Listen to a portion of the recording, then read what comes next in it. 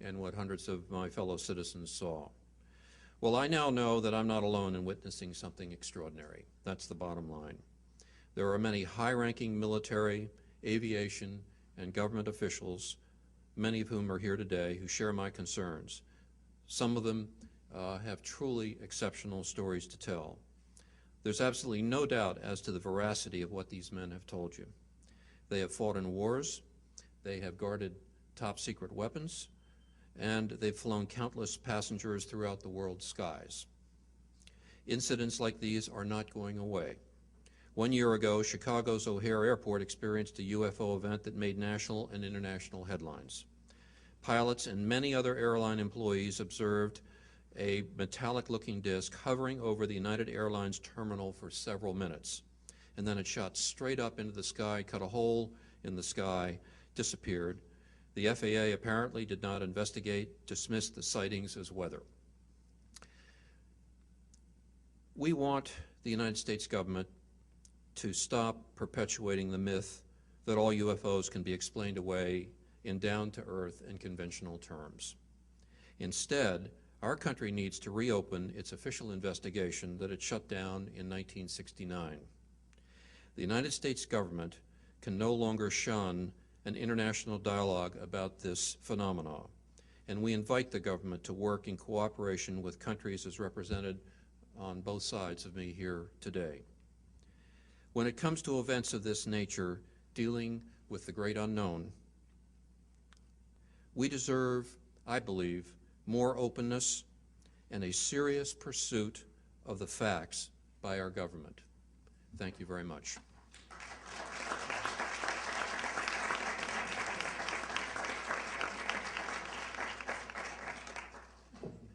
We'll now open up for questions, and you can direct your questions directly to any of the panelists or to me. Yes. My name is Daphne Benoit. I work for the Agence France Presse. I get two questions. One for the people who apparently dealt with U.S. authorities refusing, their testimonies or putting a big taboo on it.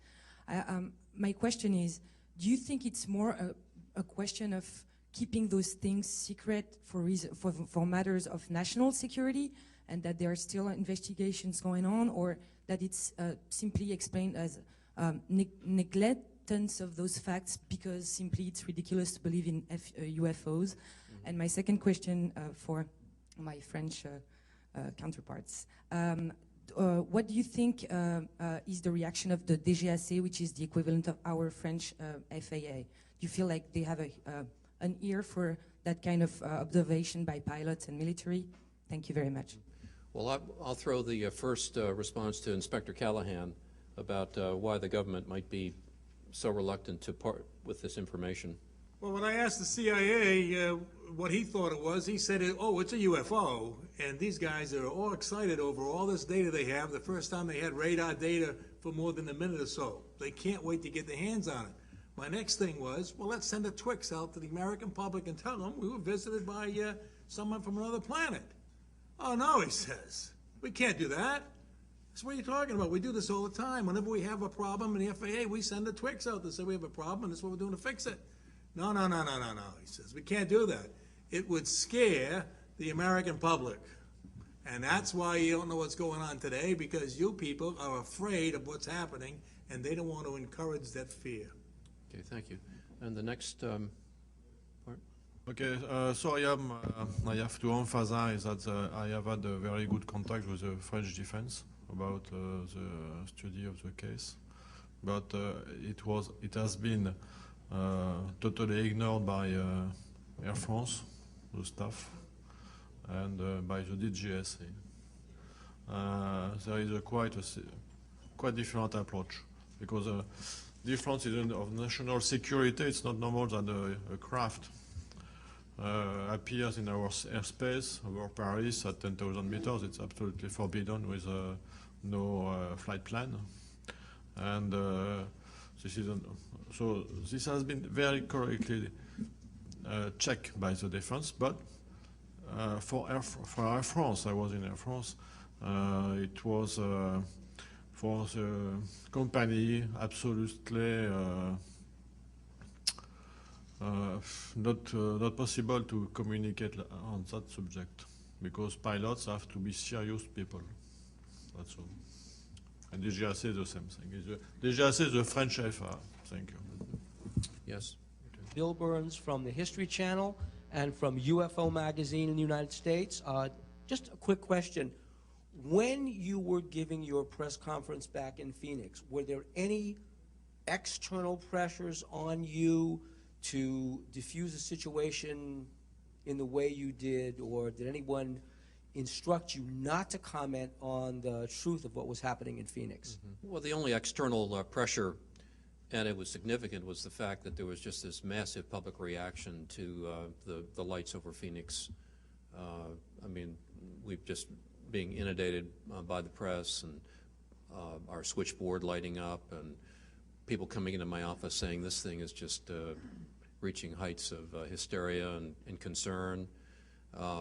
I'd never seen that before. I mean, I've been in office for quite a while, and I'd never seen kind of that reaction.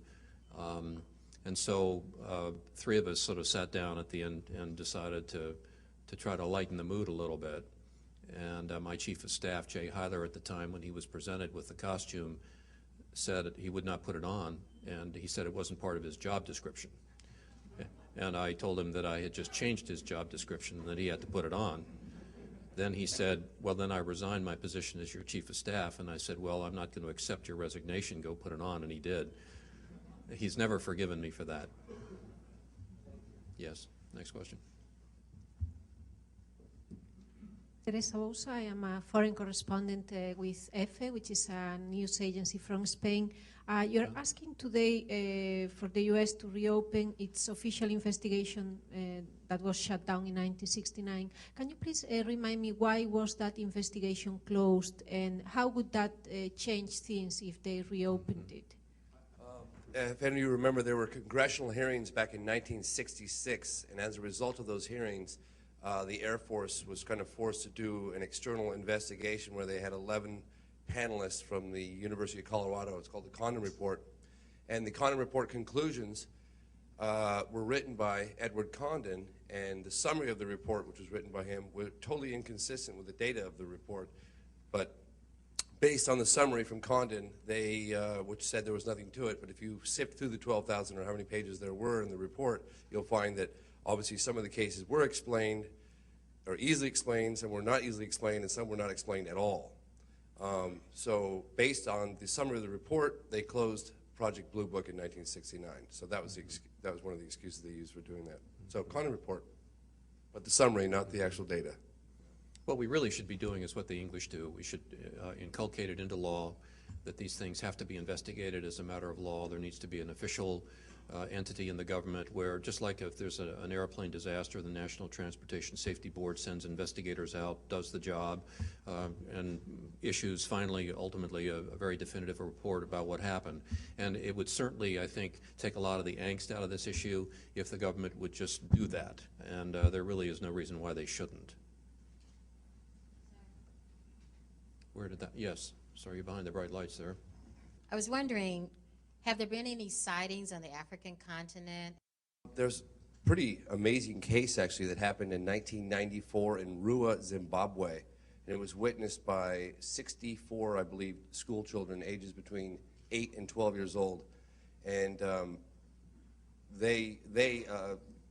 lots of multiple witnesses, and they claim to have seen a landed craft. Yo creo que una de las características de este evento que lo hace diferente es que precisamente hace que ver que el fenómeno es global.